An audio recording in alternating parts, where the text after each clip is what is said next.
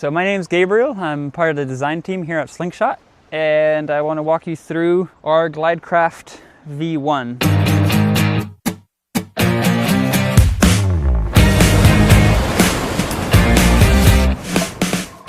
The Glidecraft V1, we wanted it really to slot as the continuation, the improvement of Wingcraft series. So we took everything that people loved about the Wingcraft, we listened to the feedback about what people didn't love, and this is what came out.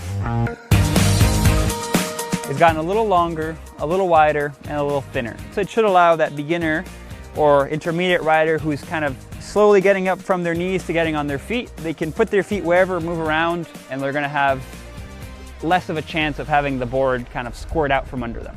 The smallest board we have is 70, and that'll be for that intermediate rider, and it goes all the way to the 120, which will be for that person that's buying their first rigid board, either stepping away from an inflatable or just first foil board in general. We really made sure to design each size for its own characteristics to make sure that it was tailored for its potential user.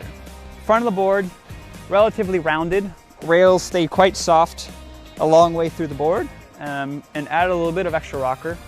And the goal of that was to really have you get up, and if you make a little mistake here or there as you're getting up, the board won't start tracking one way. It should kind of follow smoothly where you want it to go. When you go to take off, the back of the board, very shallow angled chines, so the flow just kind of goes off the back, very smooth, very straight. So easily gets you from planing to taking off without needing any aggressive, kicks or steps to rotate the board.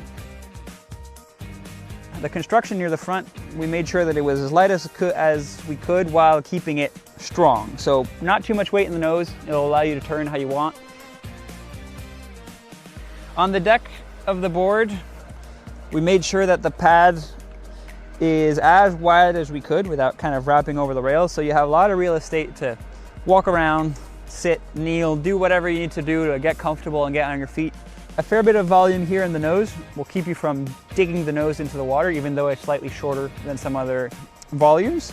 And then we made sure that the rest of the board had even distribution. So if you do kind of start slipping one way or another, it should be there to, support you and get you through that progression phase.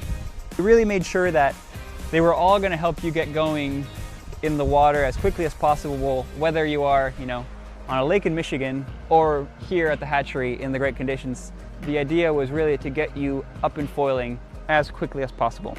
This is no exception to the rule, even though we added the features that make it really friendly for people starting off.